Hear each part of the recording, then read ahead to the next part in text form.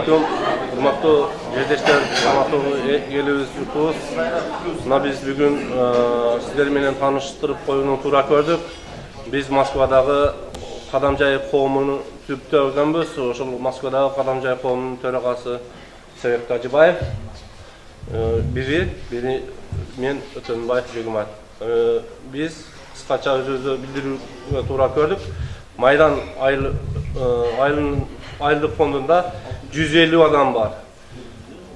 Дағын әркім өз ой пікірлерін айтса деген қайрылуменен ұшыл қайрылуды тура көрдік. Бізде мынау Қадамжай районында Москвада иштеп жүрген еңбек мигранттарын чогултуп, азыркы учурда 46 айылдык фонддорду башынан бириктиргенбиз. Кудайга шүгүр, жакшы иштер жүргүзүп атабыз. Азыр ушул жерде ар бир айылдык фонддордун жетекчилери турат. Ушулар өздөрү менен тааныштырып кетсе жакшы болот да. Рахмат. Менин атым Мажит Фамилиям Ахмедов. Мен Чавай Найман фондунун башчысы болом. Фондумда 70 ашык адам бар.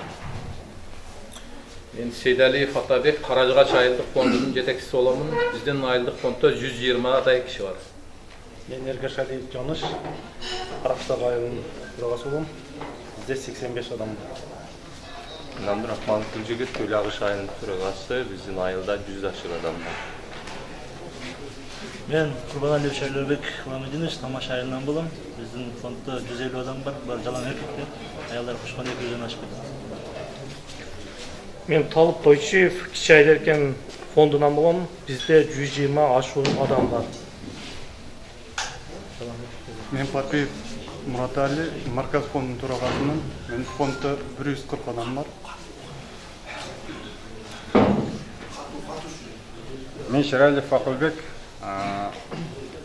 Айдаркен Бел Халал фондунун жетекчисимин. Биздин фонддо 120 адам бар. Мен Пазылов Абдурахман, Қадамжай шарын фонд жетекчисимин. Бизде 500-ге жақын адам бар. Абзалиев Оло Мирланбек, Караул фондунун жетекчисимин. 30дан ашык адам бар биздин фонддо. Чекелик фонду, токтосун айтсак, Чекелик фондунун өкүлү, бизде 85 бар. Ынтымак фонду Назаров Бакытбек, бизде 100ге чукул адам бар. Нурмат Сулпидин, Кылымбак фондунун төрагасы болом. Москвада бизде 400 фондубуздун мүчөсү бар. Мен Кудайов Улукбек, Каржантак фондунун төрагасы болом. Биздин фондубузда 100дөн ашык мүчөбүз бар. Мен Самуков Арманбай Абдурасулович, мен Гараж фондунун жетекчиси болом. Бизде 200ге жакын өзүбүз ушул Москва жергесинде иштеп жатабыз. Мен Темиров Елчибек, Оразбеков айыл өкмөтүнүн Бостон фондунун атынан. Бизде 100 адам машина жерде фонд эсебинде иштейт Москва шаарында. Алмаз Турсуналиевич Азимбаевмын, Чандеки жаштар коомунун төрагасымын. Азыркы учурда ушу Москва шаарында 90дой жигиттер жүрөт. Мен Каримов Базарбай, Жаңкоргон фондунун жетекчиси. Азыркы убакта бизде Москвада 70дей адам бар. Фонд мүчөсү. Мен Элбаев Көктал айылынын Кадамжай районунун Көктал айылынан болом. Бизде 70 Россия боюнча 70 киши фонддун төрагасы болот. Мен Жолдош Атамбек, Чечим айылынын фондунан болом. Ушул маалда биздин айылда 90-100 адам бар. Биздин фонд. Мен Жалалдин Болбеков, Сай айылдык фондунан болом. Биздин жалпы Москвада 150дей киши бар фондубузда. Мен Абдуллаев Нурбек, Айдаркен фондунун төрагасы. Биздин Айдаркенде Москвада 250 болот. Ассалаумағалейкум, құрматтуу бүгүнкү чогулуштун катышуучулары жана бизге келген меймандар. Ошондой эле биздин Кыргыз Республикасынын жогорку бийлигинде отурган урматтуу президент, жогорку кеңеш жана аткаруучу бийликтер. Биз жалпы Москва шаарындагы эмгек мигранттарынын Кадамжай району боюнча коомунун атынан сиздерге төмөндөгүдөй кайрылуу жасоону туура көрдүк. Биринчиден, биздин элибизде эң катуу каралып жаткан бул маселе Кытай компаниясы ачып жаткан биздин алтын кендерибиз, Шамбисай кени. Жакындан бери улган маалыматтарга караганда Карашора айылында дагы ушундай чалгындоо иштери жүргүзүлүп жатыр. Биз жалпы Кадамжай районунун Москвадагы эмгек мигранттары бул көрүнүштөргө каршыбыз.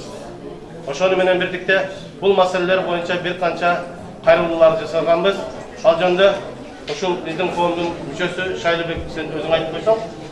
Assalamu alaikum. Biz açış vaziyetinden çıkıp durat, hurmatlı Prezident Sorumlu Cemilbekov kelgende Moskva'ga жолугушууга барганбыз.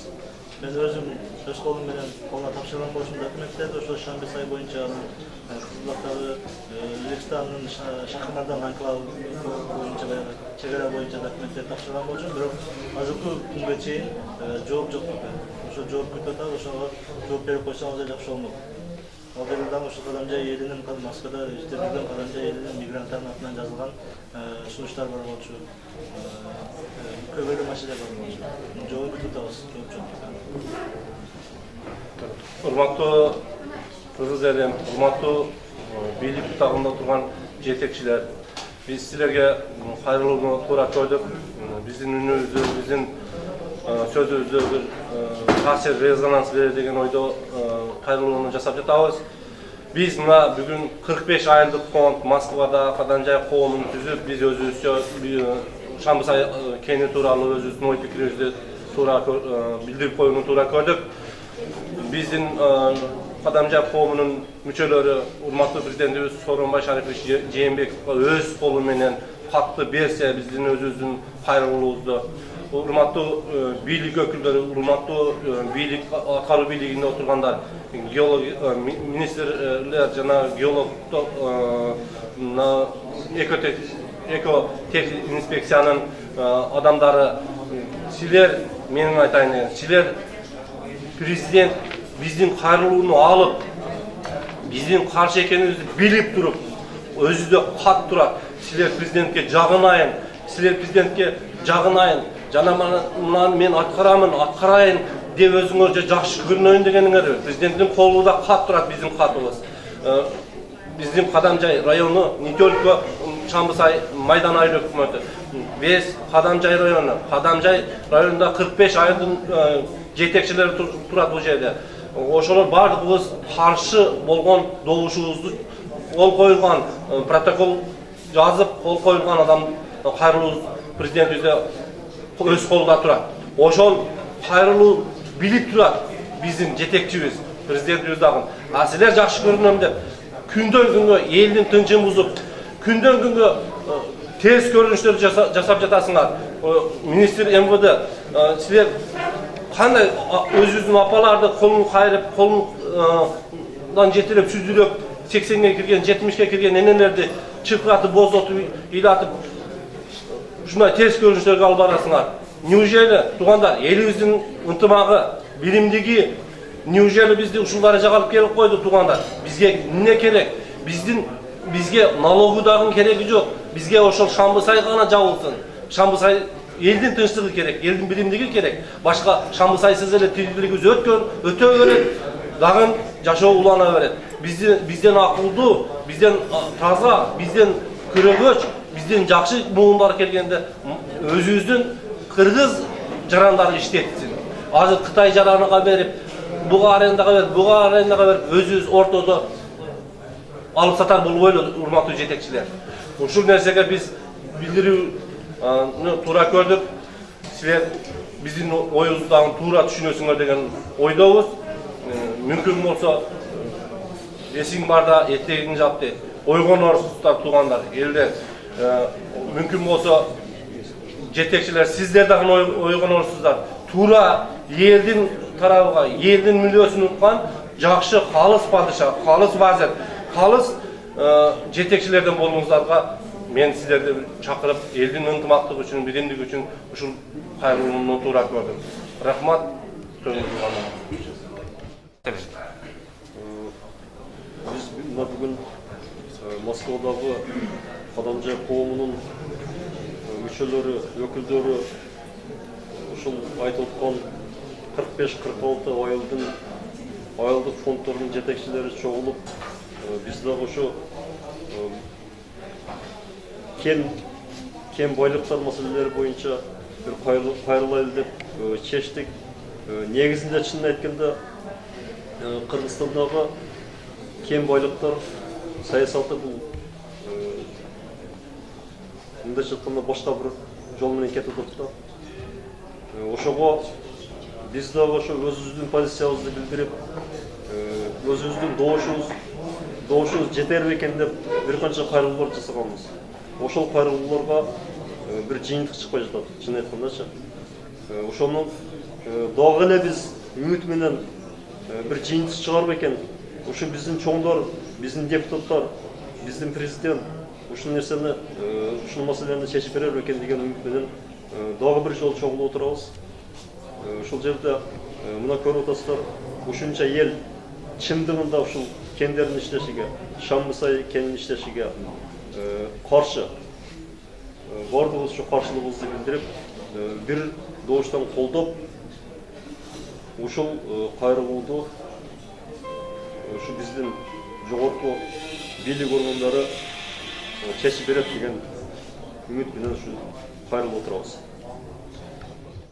Мен ишине коюп, жерин саткан, элин саткан менен бара, өзүнүн семьясын сатканда Кытайга. Биз неге жүрөбүз бул жерде? Бул жерде ошол кадр, биздин балдарды кадрыбызды өз балдар иштеп чыкса болбойт деген ойдаган болот да.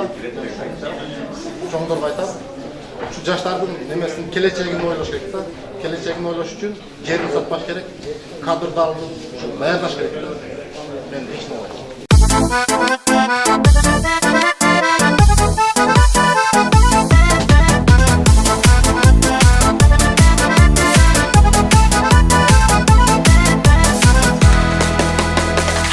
Балағачы барғы мақтарар ішкерен Азанаты вазаматтар намысқа бек Шамдай жанып алышып, шамалменен жарышып Жүзін сүртіп бұлытқа, жүрегі отқанысы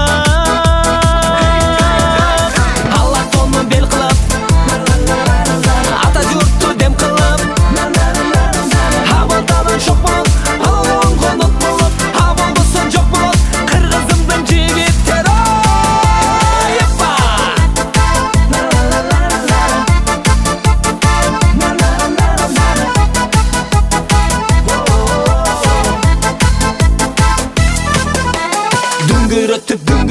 Дүңгүрөтүп жердин бетин толуп ары келет Дүркүрөтүп дүйнө жүзүн шум кары келет Кубанышат кыргыздар кучак жайып жылдыздар Алар кени алардын арасында чыңгыз бар Аллам кезеп чомоктой ак калбагын жоготпой Акыл эсин камчылап акулардай алкынап Ай жылдызга талпынат кыргызымдын жигиттери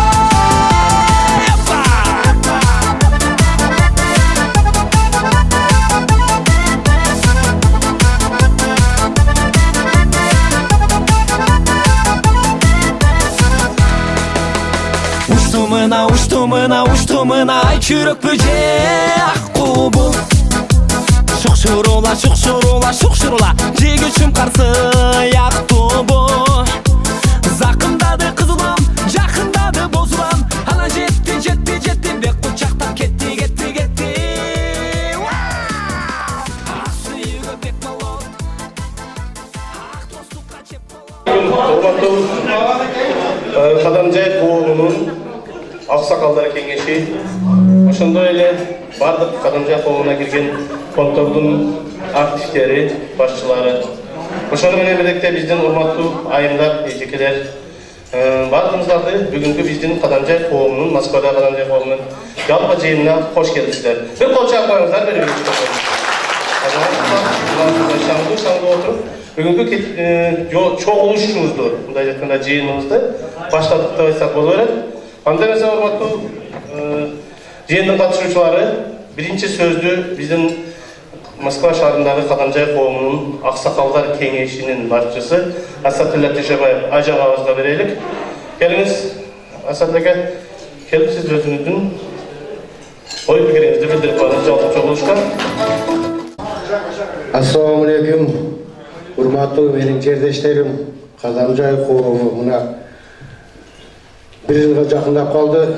Қадамжай қауымы деп түзіліп, 18 айыл бірігіп баштаған елек. Мына үш күнде 46-47 қауым мында жатқанда біздің бет районны қамтып, жүргенде шындай соның іштеп, сілердің іштейініңерді башқа районда, башқа емелерде, облыстың емелері таң қалышы одан.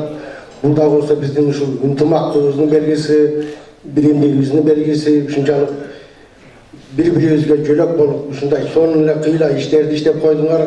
Мына ол жерде жаңағыdır қатарға тұрып, әрбір қауымның фондтың жетекшілері өздерінше айтып, өме қылды үшіншалық қуандырарлық.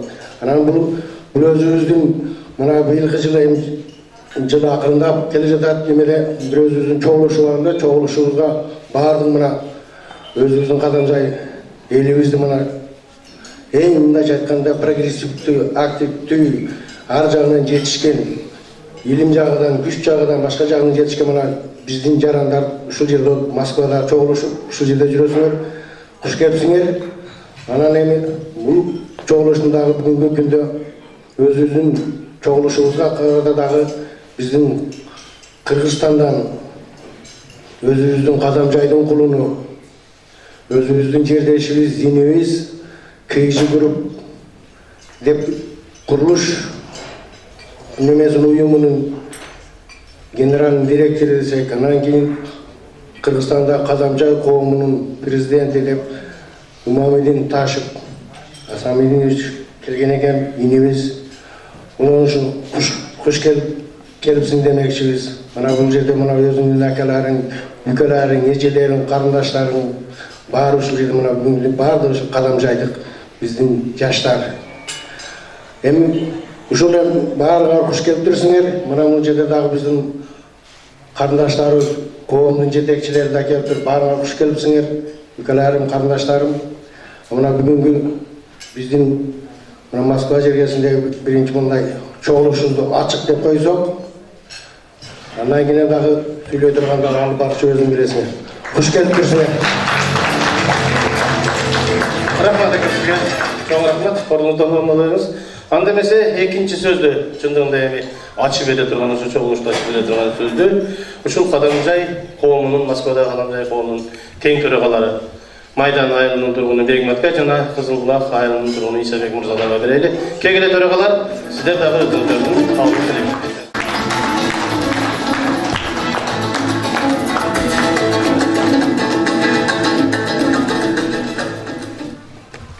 Assalamu alaikum. Hurmatlı jerdештер, hurmatlı қалайық халық, мен сіздерді көріп тұрған мақсаммын. Бұл қырғыз елімізде мындай сөз бар. Чабылғанды жинаған, чачылғанды қораған манас дегендей, біз дағы өзіміздің Москва шаарында чачылып жүрген мигрант жерлештеріміздің башын біріктіріп 6 ай, 7 айдың жүзі болды, Москвадағы Қадамжай қауымын түзіп отырамыз. Нашыл Москвадағы Қадамжай қауымы қайықтан келді, қантып келді. Ар бір өзі өткен күн тарихты естесек, сөз алуыза тұрады. Бүгінгі күнде біз Қадамжай қауымы районымыздағы 4 чоң региондан тұрған 45 айылдық фондты башын біріктіріп, бүгін біз шул Москвадағы Қадамжай қауымын түзіп отырамыз. Біз мақсатымыз еліміздің биримдиги, ынтымақтығы, достығын күндөн күнге арттырыш, күндөн күнге дос ашығып, еліміздің биримдигini күндөн күнгө бекемлөнүп. Biz Xudo kalasa bardığız birgeliktemiz. Birgelikte köp жақсы жетишкендиктерге жетишебиz. Köp кыйынчылыктарды жеңебиz. Мына алдыбыздағы коюлган кандай тоскоолдуктар болсо, биз ошону жеңип өтүүгө Xudo kalasa толук ишенип кетемин. Мен алдыбызда мындай кыйынчылыктар болсо дагы жеңип өтүүгө ишенемин. Себеби биздин артыбызда Москва жергесинде 45 айлык фонд, 45 жетекчинин артында 4,5 миң, 5 миң элүүбүз бар бизде. Мына ошо 4 миң, 5 миң элүүбүз бардыгыбыз бир жакандан баш, бир жеңнен кол, бир адамды угабыз, бир адамды колдойбуз. Жана ушундай ысык суук иштерде бардыгыбыз биргеликте болобуз. Азыр биз Москвада Кадамжай коомуну кандай иш алып жаткандыгы тууралуу мен шеригим Исабек Тажибаев өзү дагы кошумчалап кетет. Рахмат.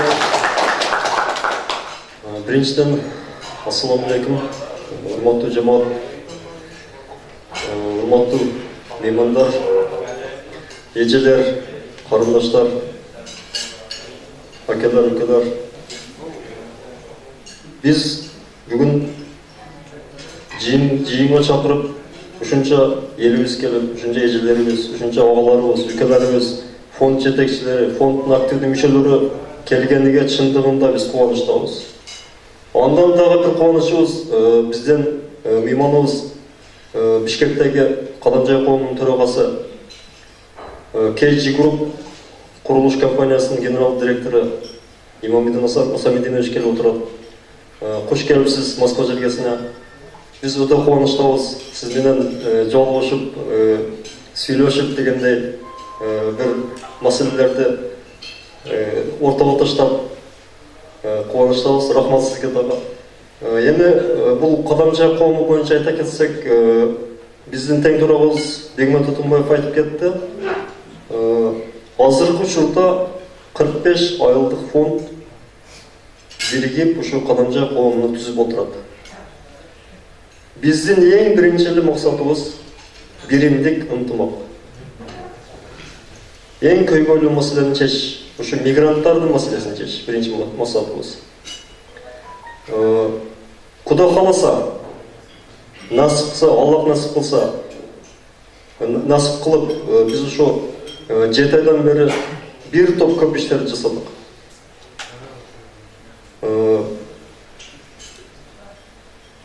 Эң көйгөйлүү болгон маселе бул КУЗ-200 маселесин чечтик район боюнча. Кайрымдуулук иштерди жасап атабыз. Өзүбүздүн ушу Москвадагы мигранттарга кайрымдуулук иштерди анча-мынча. Бул Москва маселесинен тышкары Кыргызстандагы социалдык маселелерге да анча-мынча көңүл буруп атабыз, колубуздан келишинче. Жаштардын башын бириктирүү, жаштарды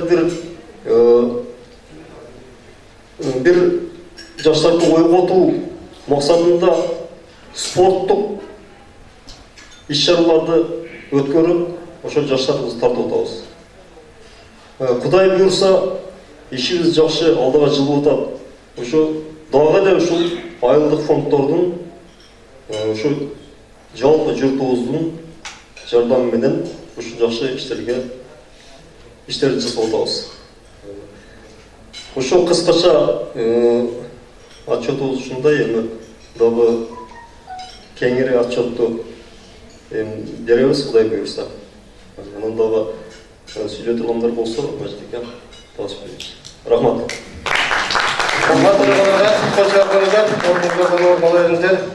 Чындыгында 7 айдын ичинде ушунчалык чоң жетишкен Кадамжай коомуна ушул эки төраганын кошкон салдары өтө чоң. Рахмат силерге. Эми урматтуу жыйналыштын катышуучулары, баягы аял жакшы, эр жакшы, азыр жакшы дегендей. Аялсыз бул жашоонун көркү жок дегендей, биздин бүгүнкү жыйналышыбызда кадырлуу конок катары биздин Кадамжай районунун айымдары да келип отурат. Ошолорго сөз көзөйүн берсек, анда Азия кайрымдуулук фондунун президенти, Москвадагы Кадамжай кыз келиндер уюмунун даттайымы биздин урматтуу эжебиз Байматова Урмат Ажиматовна. Чакырайлык кошарыңыздар. Сөзсүз Азия мусулманы фондунун вице-президенти Гүлмира Жусупалиева эжебизди да чакырайлык кошарыңыздар. Ошону менен бирдикте өзүбүздүн жердеш эжекебиз карындашыбыз Баткен биримдиги коомунун төрайымы, Эл аралык ишкерлер ассоциациясынын вице-президенти Ишанова Элмира Маликовна жакшы. Анда эмесе сөз кезеги биздин айымдарда. Урматчы, сиз баштап берсеңиз керек. Биринчиден баардыгыңыздар куш келипсиздер. Мына Указ Исамидин биздин Москвага келип бизден кабар алып келгениңе чоң рахмат. Мен өзүбүздүн Азия фонду боюнча баардыгыңар эле билесиздер да. Мына 2014-жылы биз Азия фондуну эме кылганбыз. Кайрымдуулук фонду биздин иштерибиз менен баардыгыңыздар кабардарсыздар. Эми биз Исамидин Указга жетпесек дагы, Исамидин Имамидин Указга жетпесек дагы биз кичине өзүбүздүн ишибизди эме кылып жатабыз. Имамидин бул жерде биз Азия фондуну башкарып 2009-жылдан бери бул таштанды балдар менен иштеп келемин. Мен не демекчибиз, биз эми азыр кризис центр салабыз деп көп жылдан бери өзүбүз ошо урунуп жүргөн болчубуз. Азыр ушул жерде ушу элиме рахмат Кадамжайдын мына ушунча элим бар экен. Биздин кыргыз мечитин салып жатабыз бул жерден. Мээрим үйүнү салып жатабыз. Кудай буйруса баардыгы жакшы болот. Баардыгыңыздарга чоң рахмат. Мен кандай сен элиң менен бийиксиң, элден чыксаң кийиксиңден. Мен элим бар экен, Кудайга шүгүр, көп түкүрсө көл болот. Баардыгын салымыңыздарга, баардык кылган кызматтарыңыздарга мен просто элимдин алдыга сиздерге таазим этемин. Чоң рахмат, максатыңыздарга жеттиңиздер. Баардыгыңыздарга үй бүлөлүк бакыт, бала чакаңыздар менен, эл журтубуз менен тынч болойлу. Сиз дагы Имамидин куш келипсиз. Рахмат сизге келгениңизге, бизден кабар алганыңызга. Сиздин да иштиңизге ийгилик, үй бүлөлүк бакыт, дайым келип ошо элибизден кабар алып турганыңызды суранып кетебиз. Калганын мына мен вице-президентиме беремин. Бул жагын мен кылып берет деп. Кутмандуу кечиңиздер менен урматтуу акелерим, үкелерим, кымбаттуу менин эжелерим, сиңдилерим. Бүгүнкү күнүңүздөр менен баарыңыздарды куттуктап кетем. Эмне үчүн дегенде, бир тууган чогулганда бул майрам болот да, туурабы? Эми азыр мына урматчы айткандай биринчи эле ыраазычылык билдиргибиз келет. Өзүңүздөр билесиздер, Азия кайрымдуулук фондунун тарабынан Урмат Ажиматовна президентибиздин тарабынан демилгеси менен курулуп жаткан мечитке Раменский район Поддубие 2 деревнясында курулуп аткан мечит жана мээрим үйүнө салым кошкон ар бир инсандарга биз терең ыраазычылыктар билдиребиз да. Анан ошондой эле эртеңки күнгө мына Имамидин Асамидинович келип калыптыр. Эртең Кадамжай коомунун аксакалдары барат, Каракулжа коомунун аксакалдары барат. Ошондой эле Москвадагы интернациональная партиянын өкүлдөрү, лидерлери барат. Эмне үчүн дегенде, Урмат Ажиматовна ошол интернациональный партиянын мүчөсү болот. Ошолор быйылкы жылдын жумушунун закруглениясына барганга сизди да чакырып келет элек да. Эмне үчүн дегенде, мен ойлойм, биз эле эмес, сиз деле кадамжайлыктыгиңизге андан да көбүрөөк сыймыктанып кетишиңизге ишеничим аябай чоң да. Эртең сизди да чакырып кетебиз. Баарыңыздарга ден соолук каалайбыз, иштериңиздерге ийгилик каалайбыз, үй бүлөлүк бакыттар, тапкандарыңыздар жалаң жакшылыктарга өзүңүздөргө насип эте турган болсун.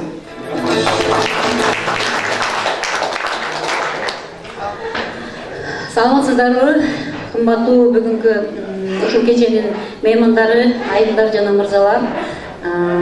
Мен өзүм Кадамжайдын кызы болом, Окунадан төрөлгөм. Баткен биримдик коомунун төрайыммын. Бул коомдун түзүлгөнүнө 3-4 ай эле болду. Себеби азыр биз Москвада жашаганыбыздан көп эле, мисалы үчүн, адам баласы канчалык жогору деңгээлге көтөрүлгөн сайын Кыргызстанда болгондо биз ал айылдан, бул айылдан деп сүйлөмөкпүз да.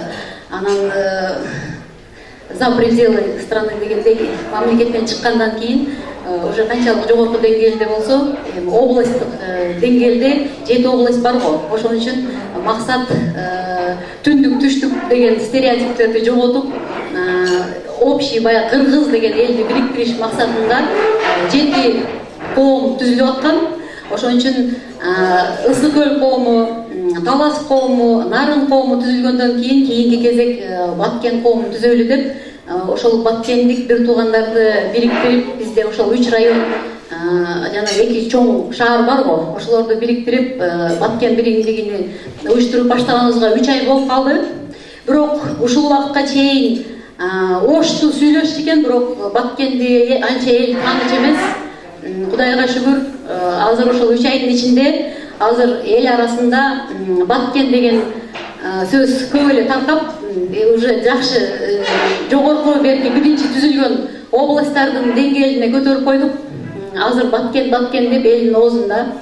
Бардыгыңыздарга, ошол салым кошкон туугандарга чоң рахмат. Эми келечекте максат биздин патриот, баягыдай эң алдыңкы ишкер же болбосо деңгээли жогору болгон мырзаларды күтөбүз командага. Бизге мисалы үчүн менин максатым төрайым болуш эмес болчу. Просто Баткен биримдигини, Баткенди бириктирип, мындай жогорку деңгээлге көрсөтүш керек болчу да. Ошон үчүн ушул убакытка чейин күтүп атам азыр мындай биздин күчтүү мырзалардычы. Ошол анан биздин бүгүнкү ушул кечеге себепчи болгон Имамидин инибизди биринчи жолу көрүп атам. Куш келипсиз. Адамды көп жашаган көптү билбейт дейт, көптү көргөн көптү билет дейт. Ошон үчүн билимдин, үй бүлөдөн алган тарбиянын, дүйнөгө болгон көз караштын канчалык кең болгон сайын адам баласы ошончолук потенциалы чоң болуп, ошончолук элге салым кошо алат. Ошон үчүн сизге чоң ыраазыбыз. Биздин кулун болуп, ошо Кыргызстандагы именно Кадамжайдын уулу экенсиз, өтө сыймыктанабыз. Себеби биз ар бир ушул өзүбүздүн жердештерибиздин жакшылыктарына сыймыктанып, кайсы тараптан өзүн көрсөтүп, алдыңкы жигиттер, алдыңкы кыздар болуп атканга биз өтө сыймыктанабыз. Анан ар бир эле не то что там район эмес, кыргыз эле болгонубуз, биз мындай жаман жактан укпайлычы. Биздин ар бир ушул кыргыз өтө күчтүү эл да. Только жакшы жактан атылып чыгып жүрө берсин. Ишиңиздерге ийгилик. Куш келипсиздер дагы бир жолу. Чоң рахмат, эжекелер, айымдар. Барыңыздарга рахмат, орнуңарыңыздар. Элмира Маликовна, сизден дагы биз ушу Кадамжай коому көптөгөн жакшылыктарды күтөбүз Баткен биримдигинен. Себеби сиз кишилерибиз, сиз биздин кызсыз. Кандай урматтуу жиналыштын катышуучулары, эми бардыгыбыздын айта турган сөзүбүз абдан көп. Ошондуктан азыркы сөздүн кезегини Кыргыз Республикасынын Борбору Бишкек шаарындагы жашап жаткан Кадамжайлыктарды бириктирип турган Кадамжай коомунун төрагасы, Кыргыздын Республикасындагы KG Group курулуш компаниясынын генералдык директору, бүгүнкү биздин жиналыштын урматтуу коногу Имамидин Асанбекиновичке дагы сөз кезегин берсек, ушул жигиттин жакшы сөздөрүн угуп туруп, анан кийин биз өзүбүздүн ушул жигитке боло турган сунуштарыбызды, кайрылууларыбызды жана сурооштарыбызды беребиз. Кол чайкаңыздар.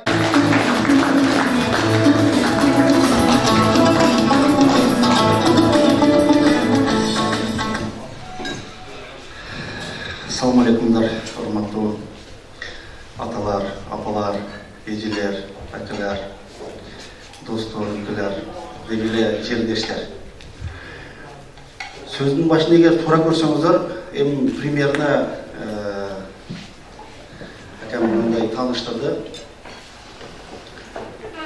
Максат, бүгүнкү максат сиздер менен жүз көрүшүп, жакындан таанышуу. Экинчи максат ошол бир 2 жылдын жүзүндө Кадамжайда, Кыргызстандагы ошо Кадамжай коомунун эмне иш алып барды. Ошону эгер кичине убакыт берсеңиздер, бир көрсөңүздөр, мен айтышыма керек калбашы да мүмкүн да. Анан ошондон кийин кеңири таныштырып өз оозун менен анын сөздү дагы уласак туура көрсөңүз. Каршылык жокпу? Ошол Кадамжай Бишкек Кыргызстандагы ошо мен борбордогу мен кадамжайлыкмын дегендердин баардыгын ошо жапа-тырмак биригип депутаты баш болуп, министри каш болуп, бизнесмендери төш болуп, студенттери бел болуп, кол болуп, ошол жапа-тырмак ошо кадамжайлыктар бир официалдуу түрдө жанданууга чейин болуп келген коом. 90-чы жылдардан бери биздин алдыңкы акелер, алдыңкы азыр күндөгү Бишкектеги аксакалдар бул ишти жасап арыгын чаап келген. Ошол чабылган арыкка эле колдон келишинче тазалап, сууду көбүрөөк пайдалануу эмес, таза сууду айдырганга аракет кылып, ошо Кадамжай коому кылды деп. Эгер туура көрсөңүздөр, ошол бизде слайд-шоу бар эде, видеоролик, кылынган иш-чаралар боюнча.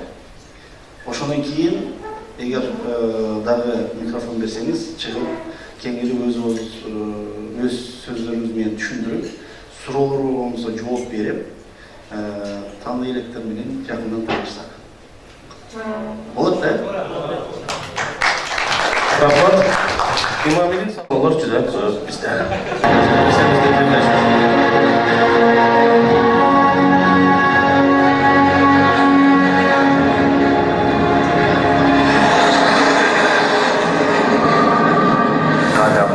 Кыргызстандын эң касиеттүү жана эң күчтүү, ошол эле учурда ыйык жай экендигин эч ким таанабайт.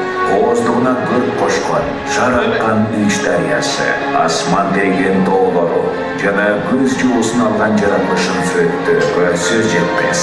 Кадамжайдан кимдер чыккан, ханзаадалар хан чыккан демекчи, районубуздун атын тарыхка калтырган Болот хан, Абдыкадыр Орозбеков жана Абсамат Масалиев өңдүү чыган уулдары бар элдин уучу кур эмес. Аты аталган улуу инсандардын жолун улоо максатын көздөп, калкка кызмат кылып, ар тармакта иш алып барып жаткандар арбын. Кыран бабалардын татыктуу урмагы болуп, элге кызмат кылуу ар бирибиздин милдетибиз. Кадамжай коому юстиция министрлиги тарабынан жаңыдан каттоодон өтүп, жаңы курам, жаңы программа менен ишин жаңыдан баштаган. Жаңы көчтүн жүгүн өз мойнуна алып, 15 ай өкмөттөн мүчөлөр чогулуп, ишин улантты. Анда районубуздун 3 зонасынан ар бир ай өкмөтүнөн 2ден өкүл кошулуп, коомдун ишмердүүлүгүн жандантууга бел байлашты.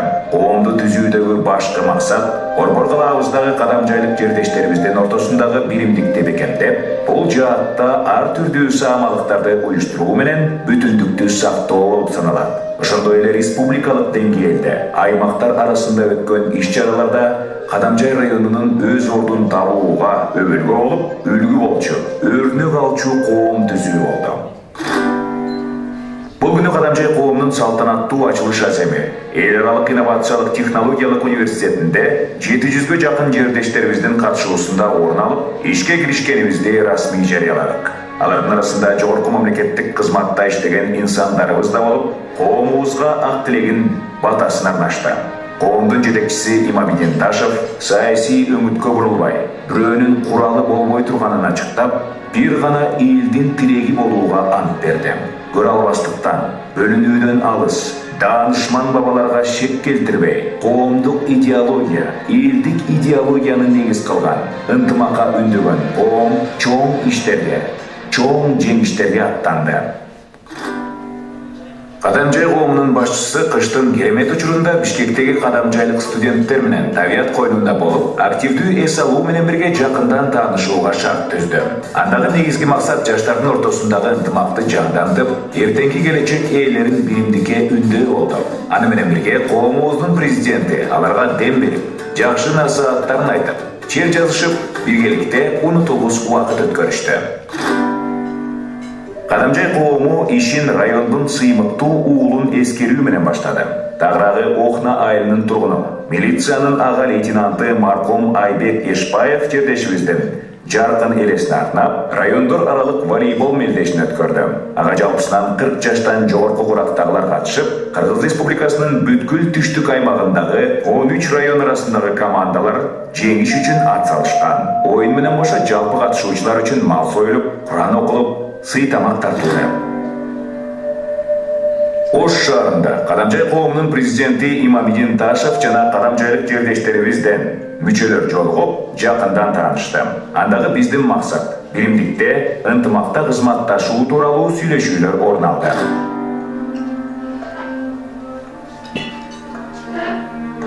Ар бир кыргыз үчүн туу абдан ыйык.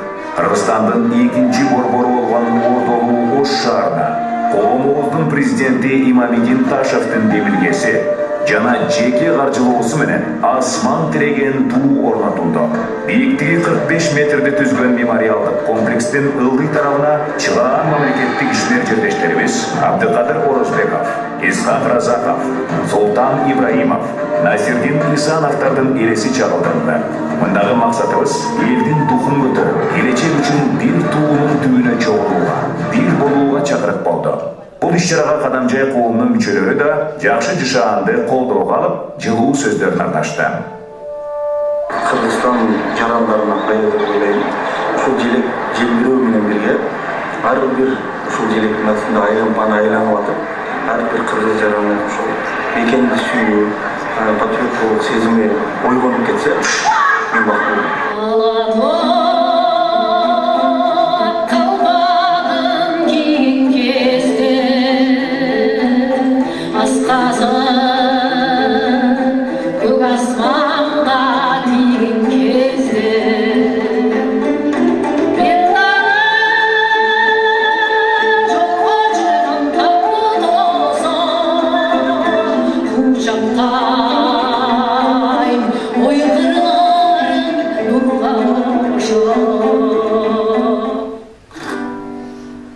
Кадамжай коомунун президенти Имамидин Ташев жаштарга өзгөчө көңүл буруп келет. Келечегибиз болгон жаштарга дем берүү, ай сайын стипендия берип колдоо жана жандуу баарлашууга багытталган. Ош шаарындагы кадамжайлык жаштар менен жолугушуу өткөрүп, анда студенттердин ар кандай суроолоруна жооп берип, татыктуу жашоо тууралуу сөз кылды.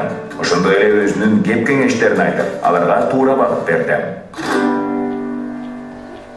Кадамжай коомунун мүчөсү, жеке ишкер Акылбек Жумабаев эл аралык күрөш өткөрдү.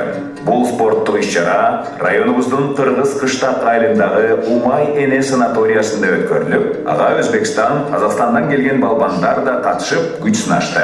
Ири күрөштө жеңүүчүлөргө төө, топоз, бүркүт ыйгарлык жана башка ушул сыяктуу баалуу белектер берилген. Күрөштүн коногу катары Кадамжай коомунун президенти Имамидин Ташев да катышып, иш-чараны өткөрүп жаткан Акылбек Жумабаевке коомдун атынан бир кыл буйрук жана жеке өзүнүн атынан 30 000 сом акча каражатын тапшырды. Коомубуз бизге бейпил турмушту тартуулаган аталарга таазим кылат. Анткени бизге тынчтыкты тартуулаган ата-бабалардын жыл өткөн сайын саны суюлуп бараткандыгы өкүндүрбөй койбойт. Кан кечип, бизге жеңиш тартуулаган Кадамжай районубуздун согуш ардагерлерин куттуктап, коомубузду баштаган топ атайын Бишкектен Кадамжайга барышты. Анда аталарга рахматын айтып, алардын эртиги баа жеткис экенин баса билмешти. Аталардын ар бирине акчалай каражат жана азык түлүк тартуулап, ыраазычылыгын билдирип кайтышты. Кадамжайлыктар, Бишкектеги кадамжайлыктар уюшуп, топтолушуп, арашу биздин ардагерлерден салалуу эле калыптыр. 5-6 эле калыптыр. Деп мына баарыбыз Бишкектен бери келип отурабыз. Сизге ден соолук тилеп, рахмат. Эрки жылдары дагы ушинтип келели деген максат менен келип отурабыз. Кадамжай районунун айыл өкмөттөр арасындагы достук мамилесин чыңдоо менен бирге сергек жашоого үндөө максатында Кадамжай коомдук фондунун волейбол боюнча мырзалар арасындагы оюн мыкты деңгээлде болуп өттү. Иш-чарага жалпы 11 команда катышып, байги фонду 50 000 сомду түздү. Оюн кызыктуу жүрүп, командалар төмөнкүдөй жыйынтыкты көргөзүштү.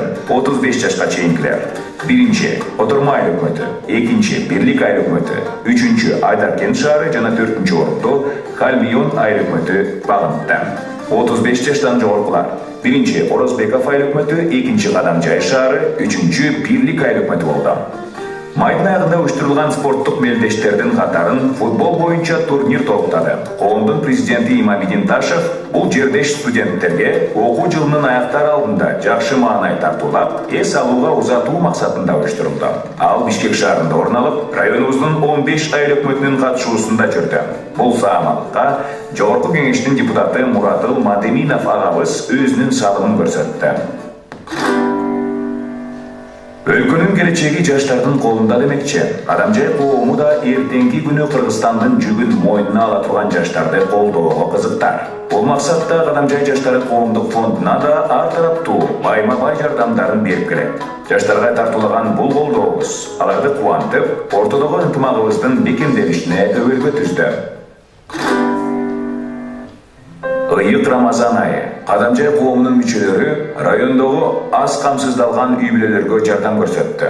Аталган жарандардын муктаж экендиги ар бир айыл өкмөттүн башчылары менен бирге такталды. Анда райондун 3 зонасынан бардык 15 айыл өкмөттөн 20дан ашык үй-бүлөгө баштыкчаларды таратып, куттуу айда жердештерибиздин кубанычына себепкер болдук. Жалпысынан 350ден ашык кыйын шарттагы үй-бүлөлөргө колдоо көрсөтүлүп, кубаныч тартууланды. Ошондой эле Айдаркен шаарындагы селден зыян тарткан тургундарга да жардам баштыкчалары таратылып берилди. Бул үчүн атайын Бишкектен барган топ Адамжай шаарында иш-чара уюштуруу менен жардамын сунду. Муктаждарга жылмаюу тартуулоо саамалыгы Бишкек шаарында да уланды. Бишкекте жашаган кадамжайлык 65 үй-бүлөгө жардам катарында азык-түлүк баштыкчалары таркатылган. Мындагы башкы максат ортодогу бир туугандык сезимдерди жандантып, кайрымдуу болуу экенин коомдун төрагасы Имамидин Ташев белгиледи. Ошондой эле кайрымдуулукка муктаж адамдарды таппай калчу күндү Кудайдан тиледи.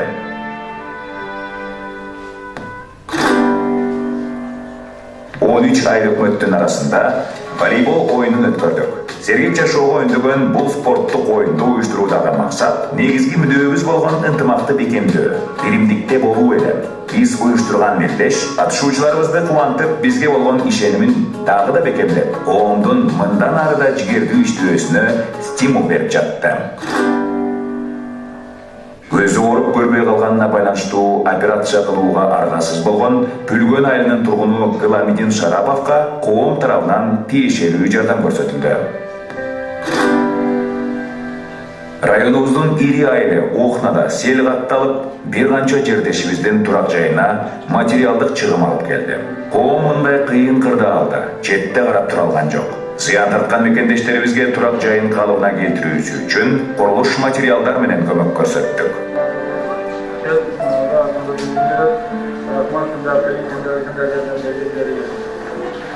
Koluna kişi bir kesti, berekende, yedi bereket.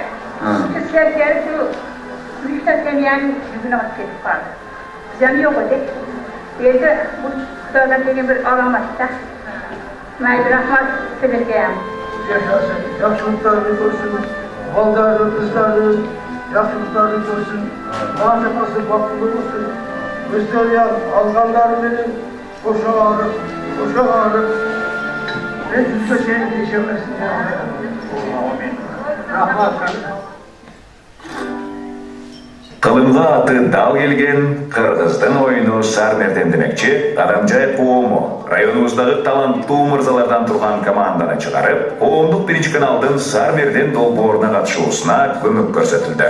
Бул саамалыкта жердеш мырзаларыбыз Ысык көлдүн айымдары менен таймашып, таланттуу экенин дагы бир ирет далилдей алышты. Бул айда биз үчүн жемиштүү болду.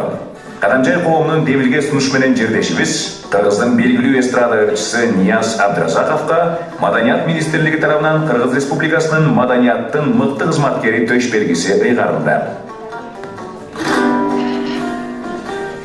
Борбор шаарыбызда кадамжайлык студенттер менен кезектеги жолугушуу орун алып, жаштардын мүддөөлөрү менен таанышып, идея алмашып, стипендия каралаарын белгилеп өттү.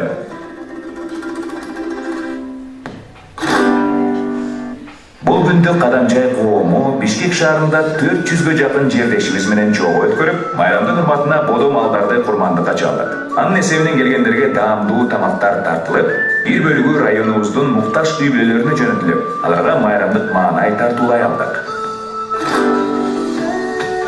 Жаштардын жолугушуусу аттуу Бишкек шаарындагы студенттер үчүн иш-чара уюштурулду. Жаштар менен жолугушууга Карамжай коомунун президенти Имамидин Ташев, мамлекеттик кадр кызматынын директору Акрам Мадумаров, МУИТ университетинин ректору Бегалиев жана 300дөн ашуун студент келип катышты. Буга чейин Кыргызстандын түштүк аймагындагы райондордун арасында улак оюнун өткөрүүдө кезек Кадамжайга берилгенде уюштуруу иштери анчейин жакшы болбой келген. Кадамжай коому түзүлгөндөн бери бул улуттук оюн мыкты деңгээлде өткөрүлө баштады. Ага катышкан башка райондун катышуучулары өзүнүн жогору баасын берип, ыраазычылыгын айтышты. Ага жаштардан аксакалдарга чейин бүт катышып колдоп турушту. Кадамжайдын абасын жутуп, суусун ичкен жердештерди ынтымакка чакырып, башын бириктирип майрам тартуулоо салтка айланды.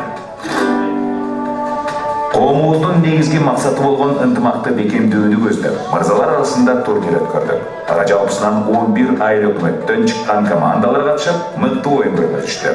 Бул иш-чараны өткөрүүдө Кадамжай коомунун мүчөсү Абдыкайым Абсатаров да салымын кошту. Катышуучулар иш-чараны уюштурган биздин коомго рахматын айтып, ыраазычылыгын билдирип жатышты. Демек коомдун ишмердүүлүгү жердештерибизге оң таасирин берип, пайдалуу иштерди алып барып жатканы кубандат. Бишкек шаарында Кадамжай коому жыл жыйынтыкта патчеттик кече өткөрдү. Кыргыз элине төбөсү көккө көрүнгөн кадамжайлык өнөрпоздордун башын топтогон гимнди жазуу коомдун демилгеси менен ишке ашты. Кадамжайлык таланттар Роза Шакирова, Чыңгыз Мырзаев, Нияз Абдразаков жана Өктөм Сапар уулунун аткаруусунда Кадамжайым аттуу гимн пайда болду. Концертте ырды чогуу аткарып, чыгарманын бет ачаарын жердештерине тартуулашты. Бул самалыкта андан тышкары Малика Дина, Айпери Кубик кызы, Наргиза Айтемирова ырдап, Адем би тобу бийлеп куттуктоо айтса, Тамашоу командасы оюн көрсөтүп, элди күлкүгө бөлөдү. Буга аттуу баштуу коноктордон тартып, Кадамжайдан атайын чакырылган Кадамжай шаардык кеңештин төрагасы жана жаш карысы дебей бүт Кадамжайдын уул кыздар катышып, жагымдуу атмосферада жолугушуп кайтышты. Коомдун президенти Имамидин Ташев тарабынан коомдун активдүү мүчөлөрү ардак грамоталар менен сыйланды. Бул улуу иштин башаты гана, тарыхты чогуу жазалды. Бириксек колдон келет деп, алга көптөгөн максаттар бар экенин айткан коомдун президенти Кадамжай элин биримдикке чакырды. Бул иш-чара менен үстүбүздөгү жылдын эсебин жыйынтыктап, келерки жылга жаңы күч, жаңы дем менен кадам таштадык. Бишкек шаарындагы кадамжайлык студенттер үчүн Кадамжай жаштары коомдук фонду тарабынан уюштурулган жаңы жылдык кече болуп өттү. Бул иш-чарада Кадамжай коомунун президенти Имамидин Ташев баш болуп, коомдун өкүлдөрү 100дөн ашуун Кадамжай районунун тургундары, анын ичинде студенттер, ишкерлер жана Кадамжай жаштары Ош филиалынын мүчөлөрү Анарбаев Куатбек, Кадыров Масатбек, Мамытов Шадманбек сыйлуу конок болуп кетишти. Кадамжай коомунун демилгеси менен Калбион айыл аймагында аламан улак жана ат оюндары боюнча белдеш болуп өттү. Кадамжай элинин болгон майрамыңыздар менен чыныгы куттуктайм. Бул майрам сиздердин майрам. Бул майрам элдин майрамы. Ат оюндарына 1000ден ашык көрүүчү чогулуп, Өзбекстан, Тажикстан командалары да катышкан. Баш байгеге автоунаа, төө, тай, бодомал жана көптөгөн акчалай сыйлыктар коюлган. Коомубуздун уюштуруусундагы чоң оюн жогорку деңгээлде өттү. Бишкек шаарында волейбол боюнча кезектеги республикалык мелдеш уюштурулду. Анда Кыргызстандын бардык облусунан жалпы 18 команда катышып, кызуу атаандаштык менен өткөн спорттук иш-чаранын жыйынтыгы төмөнкүдөй болду. Биринчи орун Ноокат, экинчи орун Өзгөн, үчүнчү орун Лейлек. Белдештин жыйынтыгында Кадамжай коомдук фондунун президенти Имамидин Ташев жеңүүчүлөрдү куттуктап, мындагы башкы максат райондор аралык ынтымакты бекемдөө жана ортодогу сый мамилени жакшыртуу керек экендигин айтты. 2 күнгө созулган белдештин жалпы байге фонду 100 000 сомду түздү. Кадамжай коомунун президенти Имамидин Ташев жана коомдун мүчөсү Акылбек Жумабаев баштаган топ менен эл аралык күрөш мелдешин өткөрдү. Кадамжай районунун Кыргыз Кыштак айылында өткөн спорттук иш-чарага Өзбекстан, Казакстандан да балбандар келип күч сынашты. Аны менен бирге бир канча улуттук оюндар да өткөрүлдү. Жыйынтыгында күрөштүн жеңүүчүсүнө 1 автоунаа жана 2 тай, эрең ишке 1 тай, волейбол боюнча 35 жаштан жогоркуларга 15 000 сом, ал эми жаштарга 10 000 сом. Жана ошондой эле жаш балдар арасындагы жеңүүчүлөргө 20 000 сом берилди. Кадамжай коомунун президенти Имамидин Ташев Кадамжай Семетей лицейине конок болду. Окуучуларга ийгилик сырлары менен бөлүшүп, жана ошондой эле бизнесмен болом дегендерге өзүнүн жакшы пикирлерин айтып кетти. Семинардан мурда ашкананы кыдырып, ремонт иштерине жардам кылаарын билдирди. Бул күндүн урматына салтка айланып калгандай, улуу атамекендик согуштун ардагерлерин куттуктап, ыраазычылык билдирди. Коомдун президенти Имамидин Ташев баштаган топ алардын урматы үчүн атайын Бишкектен Кадамжайга барды. Анда райондогу 4 согуш ардагери менен жолугуп, ар бирине акчалай жардам жана азык-түлүк тартуулады. Аталарга рахматын айтып, бүгүнкү бейбит турмуш, тынчтык алардын эмгеги экенин баса билдирди. Кадамжай коомунун президенти Имамидин Ташев жана Бишкектеги Кадамжай студенттери менен тоо борборунда эс алуу жана ыйык орозо айында жердештер менен ооз ачар уюштурулду. Бул тарыхый күндө Кыргыз-Казак чегарасындагы Акжол автодорожный көзөмөл өткөрмө пунктунда 25 метр болгон бийиктикте, узуну 8,5, туурасы 5,5 метрлик орнотулган желектин салтанаттуу ачылышы болуп өттү. Буга чейин чегарада жаңы илинген желектин ордунда чакан желек илинип турган. Кыргызстандын негизги атрибуту болгон желекти алмаштыруу жана көзөмөл өткөрмө пунктунун имаратын кеңейтип куруп берүү демилгеси Кадамжай коомунун төрагасына Имамидин Ташевка таанды. Бул иш-чарага Кадамжай коомунун ардактуу мүчөлөрү, Жогорку кеңеш депутаты Закир Шарапов, Канат Мурзахалилов, Абдыгапар Аманов, Алик Давлетов, Шарип Ганиев борборгалардан барып катышып, жакшы жашаанды колдоого алып, жылуу сөздөрүн арнашты. Мынандай ушунчалык 25 метрлик бийик флагшток эч качан коюла элек болчу. Биринчи жолу коюлуп атат бул жерде. Ташев Имамидин Асадиевич демөөрчү болуп бул жерде Кыргызстандын желегин флагштогун коюп, Кыргызстан деген жазууну анан тегерегиндеги аянтчанын баарын тең ремонт кылып, ушул жагынан бизге чоң көмөк көрсөттү.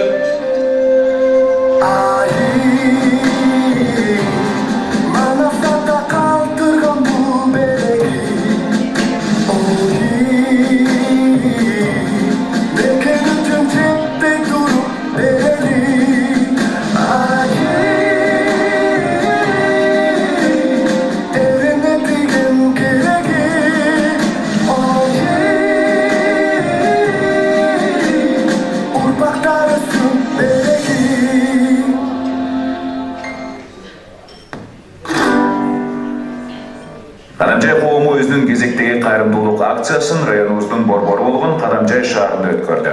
Акциянын алкагында районубуздагы бардык айыл өкмөттөрдөн жана 2 шаардан аз камсыз болгон үй бүлөлөргө 345 кайрымдуулук баштыкчалары таратылды. Мындан сырткары Кадамжай районунун аймагындагы ар бир айыл өкмөттөн 3төн жалпы 45 баатыр энеге сый тамак уюштурулуп, баалуу белектер менен бирдикте энелерибизге кайрымдуулук баштыкчалары да таратылды. Курмандыкка бодо малдар союлуп, бир бөлүгү муктаж үй бүлөлөргө бөлүнүп берилди. Аталган иш-чара салтка айланып, жердештер ортосунда ынтымак, достукту бекемдөө максатында уюштурулган. 500дөн ашуун жердештер чогулуп, жолугушуу жагымдуу маанай менен башталды. Бул сооптуу ишти уюштурган Кадамжай коомунун ордо кеңешинин мүчөлөрүнө ыраазычылык билдиребиз. Бишкек шаарында Кадамжай районунун айыл өкмөттөр арасында Кадамжай коому тарабынан уюштурулган волейбол боюнча мырзалар арасындагы кезектеги мелдеш мыкты деңгээлде болуп өттү. Иш-чарага жалпы 13 команда катышып, келген конокторго оюнчуларга ысык тамак уюштурулду. Жалпы байге фонду 130 000 сомго түздү. Оюн кызыктуу жүрүп, командалар төмөнкүдөй жыйынтыкты көргөзүштү. Биринчи орун Кадамжай шаары, экинчи Бирлик айыл өкмөтү, үчүнчү Халмион айыл өкмөтү, төртүнчү Марказ айыл өкмөтү. Белгилей кетсек, иш-чара Каныбек Ганиевдин демөөрчүлүгү менен ишке ашкан. Кадамжай коомунун мүчөлөрү ай сайын жыйынга чогулуп, келечек пландарын дастаркан үстүндө түзүшөт.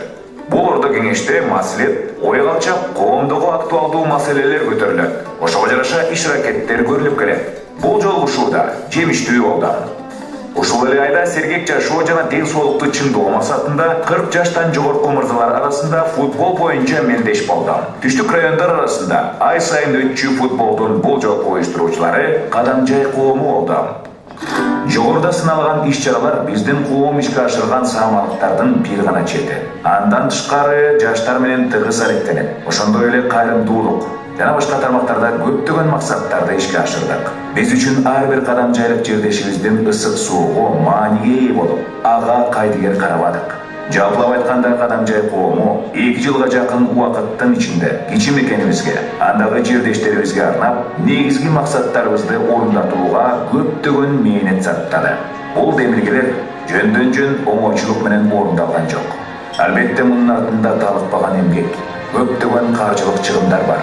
Ар бир айда уюштурулган иш-чараларга керектелген чоң суммадагы каражаттар Кадамжай коомунун негизги курамы болгон мүчөлөрү тарабынан берилгендигин баса белгилебесек болбос. Коом коюлган курстан тайган да, кайткан да жок. Коомдун президенти сөз бергендей, саясий эмес, элдин мүдөөсүн, муктаждыгын орундаткан татыктуу коомго айланды. Жана келечекте ушул жаатта сиздер менен биргеликте өнүгөт деген ишеним чоң. Биздин улуу максат ар бир мекендешибизди жалгыз калтырбай, ага жандаш болуу, бир болуу. Биз ийгиликтерди, жаркын жашоону биримдик менен гана курабыз. Бул биз эңсеген улуу көчтүн, чоң сапардын башталышы гана. Алдыда аткарчу иштер, орундатчу кыялдар, ишке ашырчу максаттар бизди күтүп турат. Андыктан кел, куттуу жердин колуну, улуу жолдо бирге бололу. Кадамжай коому. Сиздер менен, сиздер үчүн бакча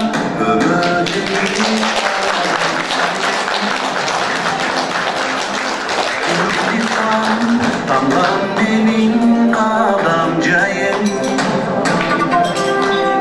Алдым апамдын сенден отам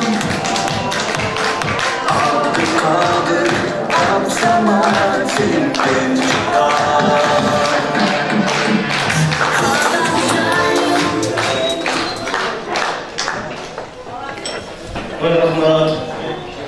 Урматтуу жыйындаштары, биздин бүгүнкү кадырлуу коногубуз Медина Санаа 23-түн Кыргызстанда болуп жаткан, көрүлүп жаткан элге жасаган эмгектерине баарыбыз күбө болуп өттүк. Мун үчүн биз жалпы Москвадагы кадамжайчы эмгек мигранттардын атынан чындап эл үчүн кылган кызматың үчүн Медина Санаага чоң рахмат айтабыз. Ошону менен бирликте эми кайрадан эле ушул сөздүн кезегини биздин кадырлуу коногубузга берсек, Имашка Имамидин Асановичке. Бунун бүгүнкү биздин азыркы экинчи мекенибиз десек да болот. Муактуу жашап жаткан Москва шаарыбызга келген максатым угайлык. Жалпы эле биздин Кадамжай калкы менен жолугушуп, баар алышканын өз максаттарын айтып өтсөк. Рахмат, дагы бир жолу. Эң тоготер жерге келгенде биякты өчүрүп койгон кызык болду да. Бул жерде айтып коеюн азыр таржымалына. Буюрса, бүтөөрдө мен бул эмени таштап кетем. Ошо каалагандарга, ошо бияктагы Кадамжай коомунун төрагалары, Аксакал кеңешинин башчысы, же болбосо ким каалаган болсо көчүрүп алам деген болсо, бул азыркы слайд-шоудун отчету эң акырдагы Кадамжай районунун гимни болчу. Эң башталган болчу. Анан баягы тоготор жерде өчүрүп койдуңуздар деген бул атайы азыр кыскасы коюлат. Бунун таржымалын айтып берейин. Жана бизден чыккан, Кадамжай районунан чыккан Роза Шакирова, азыр Таластын келини, Чыңгыз Мырзаев, Өктөм Сапарулу, Нияз Ильяс Абдразаковтар ошол баш болушуп, ошол Кадамжай элиге, Кадамжай жерге ошол бардыгы бир хор гимн чыгарды эле. Биз ошол Кадамжай коому заказ кылып, ошол ырчылардан силерде ошо Кадамжайдын суусун ичип абасын жуттуңар эле. Силер ырчысыңарбы, ыр чыгардыңар деп отуруп, ошондой жакшы бир ыр чыгарды эле. Азыр буюрса башка бүтөөрдө коюлат буюрса. Анан эми бул коом кыска, мен ойлойм, жанагы туура эле чечим болгон деген үмүттөмүн. Башталганда эле ар кандай суроолор болбош үчүн биз мондой иш-чараларды кылгандыгыбызды бир көрсөтөйлү. Азыр оозго ишенбей калган убакытта жашап атабыз. ошол көрсөтүп сиздерге кээ бир деңгээлде Кыргызстандагы кадамжайлык жердештериңиздер дагы колдон келишинче өзүнүн деңгээлинде кадамжай элин ынтымакка чакыруу, биримдикке алып барууда өз салымын кошуп атат деген максатта ошол отчетту көрсөттүк. Экинчиден, кадамжай коому баягы болгондой эле айтайын, неден келип чыкты? Кадамжай коомунун дагы жандануусунун себеби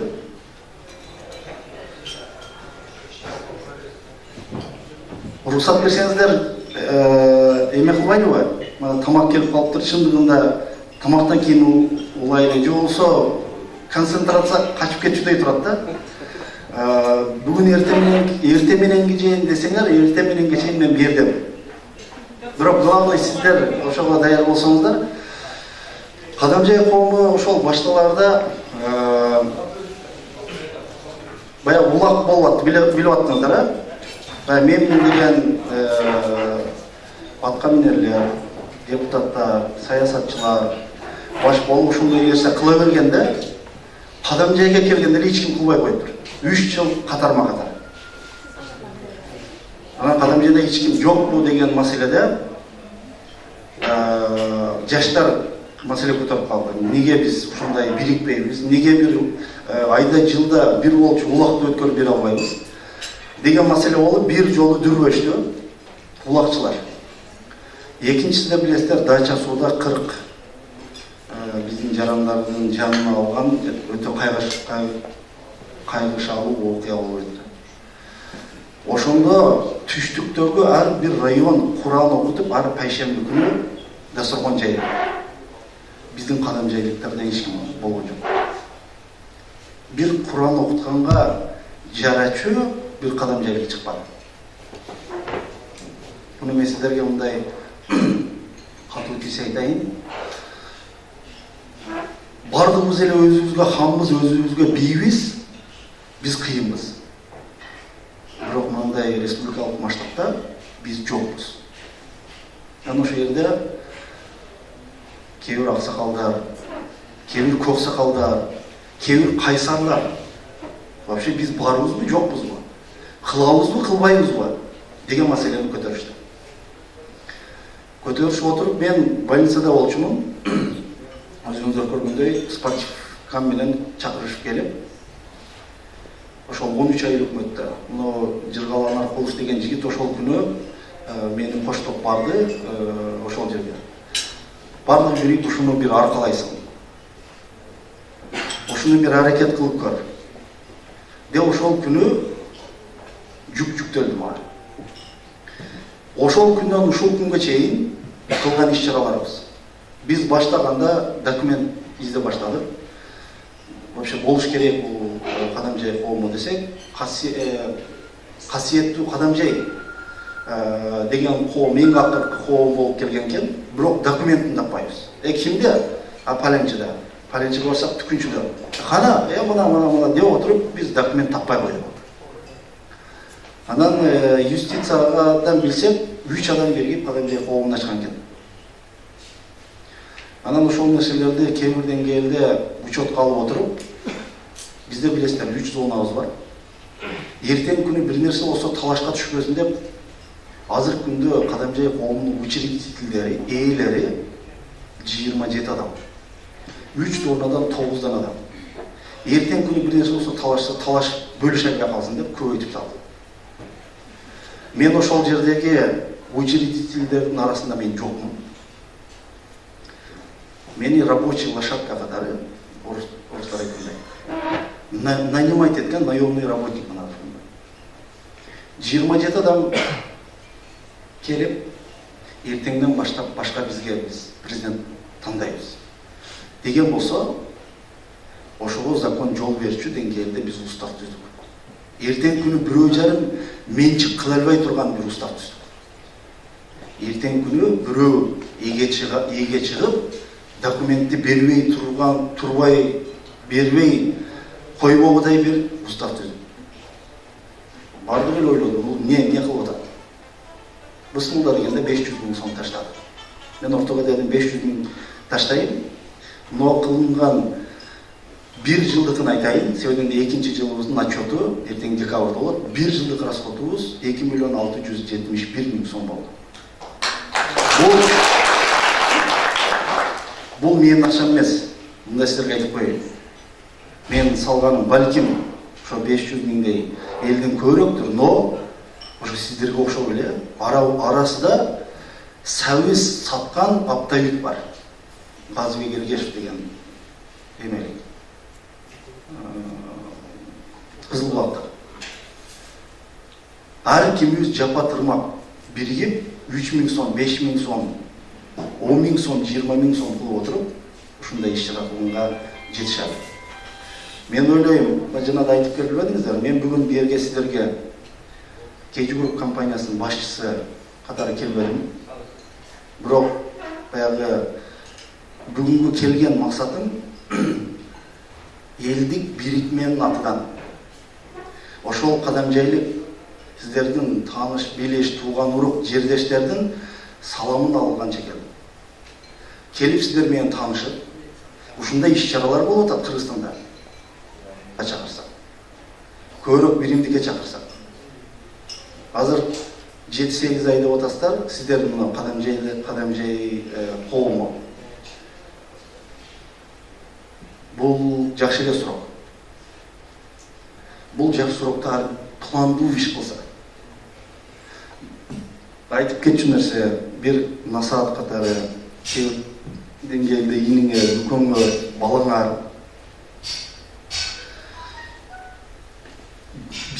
Бишкекке акча бербегиле. Бишкекке акча бергиле деп келген жокпуз.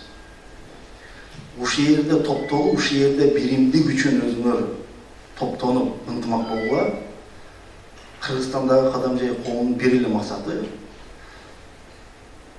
Кыргызстанда кандай ынтымак болсо кадамжайлыктар, ошол ынтымакты башка дагы мамлекеттерде, башка дагы шаарларда көргүсү келет, билгиси келет, сезгиси келет. Андан башка маселе жок. Бул жолугушуудан кыр чыгарганга аракет кылбаңыздар. Саясат чыгарганга аракет кылбаңыздар.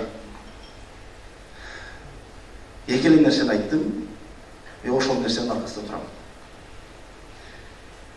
Таанышуу, кээ бир деңгээлде сиздерге мотивация берип, ушунун баардыгын кылган ошо сиздер биздерге окшогон эле жердештер, кадамжайлыктар. Башка райондон бирөө келип жардам берген жок. Бирөө келип пул берген жок. Мына бир угуп жүрсөңүздөр керек. Күчтүү дегенде Өзгөн, Ноокат, Каракулжа, Алай немиз кем? Айткылачы. Кыргызстан боюнча эң көп хан чыккан район кадамжайдыр жүрөт. Болгондо дагы тарыхты жакшы жакка бурган хандар бизден чыккан деп жүрөт. Кегиле ошого достойный урпак болойлу. Кегиле ошого достойный жердеш болойлу. Бүгүнкү максат ошол. Буюрса буну салыкка айландырсак да болот. Мен бат-бат Москвага келип турам. Ошого ар 4 айдабы, 5 айдабы, же ар 6 айда бирби, 1 жылда 2би бунун бир баягы чечимине чогуу эле сиздер кандай кааласаңыздар. Биригебиз, бир жерге келип бир маслихат кылайлы. Эртең күнгө кадамжайлыктарды бириктирейли деген болсоңуздар, мен убакыт табамын. Колдон келиши убакыт бөлүп келем. Эми кыскасы ушул. Андан башка бир айтчу чындыгында мына кадамжайлыктарды, жердештерди көргөнүм көз кубанып отурат. Чындыгында кубанып отурам. Сөйгөндө мындай нерсе, билесиздер, мен да биякта мигрант болуп жүргөм. Тагалардан качып жүргөм. Мен дагы бир 2 комнатный квартирада 19 адам болуп жашап жүргөн мигрант болуп жүргөм. Кадамжайлык биригиптир деп мен биринчи жолу мына сиздердин иш-чарага кошулуп отурам. Биз түрк лицейин бүтүрүүчүбүз, мына Бакыт ака биздин биринчи бүтүрүүчүлөр. Биз лицеисттер топтолуп калабыз. Бирок коомчулук менен биринчи жолу мындай жапатырма. Жашы карысы дебей, аксакалы дебей, ажысы дебей топтолуп отурганыбызда төркө көз кубандык. Кадамжайдын атыга мына айтып кетишти, бир сунуштар болот, суроолор болот. Эгерде кимде кандай суроо болсо, кимде кандай сунуш болсо, сиздерди кичинекей баягы биринчи тамагыңыздарда муздап калып окшойт. Бардыгыңыздарга жооп берүүгө, туура жооп берүүгө, түз нерсе айтууга даярмын. Дагы бир айтчу нерсе, башталганда билесиздер, азыр эки адамды башын бириктирип чай берсең эле аркасынан саясат издейт. Ушундай биздин коомчулук ушундай деңгээлге мен өзүм включительно айтып коеюн, түшүп калдык. Жакшы нерсе башталыптыр. Ыйык нерсе башталыптыр. Ынтымак бул азиз нерсе. Айтчу нерсем, ыйык болгон ниетти түз койсоңуздар, коом катары. Максатты калыс койсоңуздар, мен ойлойм, мындай айта алам, эмне максат менен ушул коом курулган болсо, элдин мүдөөсү, ынтымагы, биримдик, жардамкөйлүк болгон болсо, мындай айта алам жеткилек. Жок, эртең күнү бирөөнүн камчысын чабам деген болсоңуздар, буну турмуш тастыктап коюп атат. Буну көрбөгүшкө салсаңыздар да көрбөй коебуз. Максатка жетпейбиз. Мындай сиздерге айтайын. Максат калыс болуш керек. Бизде мен башталганда айткам, ошо депутаттарда болгон. Мен ошол жерде башчы болуп турганда саясатташтырбайм бул коомду деп. И бирөөгө да келип саясатташтыртпайм деп ант бергем. Ошондой багытта сиздер да саясатты кыла берсин башкалар. Саясатсыз да проблема көп. Ошого максатты туура койсоңуздар, биз да кадам Кыргызстандан, кадам Бишкектен коом катары эмне жардам кыла алсак, эмне көмөк көрсөтүш керек болгон болсо, максималдуу түрдө ушул Кадамжай коому бисмилла деп башталып атат Москвада. Тем более дүйнөлүк экономикалык центр болгон Москва. Биз бар күчүбүздү, аракетибизди жумшайбыз бул коом мүдүрүлбөш үчүн. Бул коом ушул жактагы мен кадамжайлыкмын дегендерге жардам бере турган, эшигини каккылай турган коом болушуга аракет кылабыз. Бу жерде сиздер көпсүздөр. Бу жерде менин примерно мен данныйым боюнча 50-60 миңдей кадамжайлык бар. Эмеде Бишкекте болгон 10 миңиз. Ошого Кыргызстанда кылынып аткан нерсени Москвада кадамжайлыктар 6 эсе жакшы, 6 барабар бийик деңгээлде кылып койгонго духуңуздар да жетет, күчүңүздөр да жетет. Бир план кылып алып эле кылына берген болсо болот. Мына акыркы 4 күндөн бери мен эмелерден угуп көрүп атам, кабарлардан. Уда бир 4 күн подряд биздин кыргыздардан өлүп кеткендер болду. Билип атасыздар да? Анткени ойлойсуң, чындыгында кыргыздан кут качып атабы? Кыргыз улутун Кудай Таала назар салган улут деп өзүнчө духалап турабы? Манастын урпагыбыз биз. Кыргыз жери, кыргыз эли Кудай Таала башкача бир назар салган дейбиз. Негедир мындай өлүм житимдер, кырсык апаттар көп болот. Ошо өзүбүздүн бейилибизге, өзүбүздүн ынтымагыбызга жарашабы деп кичине ойлоно кетишибиз керек. Кыргызстан бул бир эле жер эмес. Мына Кыргызстанда билесиздер, былтыркы жылдын эсеби менен бир жылда ДТП'дан 970 қанша, 73 мың деді оқшайды. 973 адам өліп кетті. Ошоның 80%-ке жақыны жаштар. Біз бұл жақта қырғызды көйтеруге қиналып отырмыз, бір жақтан мынандай нәрселер болды. Бұл нәрселер ойын емес. Ошол бүгінгі сіздердің мынау 10, 20, 30, 100, 200 адам топтолушуңуздар келечекте буюрса ынтымактын чоң фундаменти болсун. Биримдиктин чоң пайдалуу болсун. Калып кетерим ушул. Мусафир адамсыздар. Башыңыздар аман, дениңиздер сак Кыргызга кайтыңыздар. Сиздердин салымыңыздар ошол. Единственный биякта балалап, чакалап калып кетпеңиздер. Суранышы ошол. Рахмат.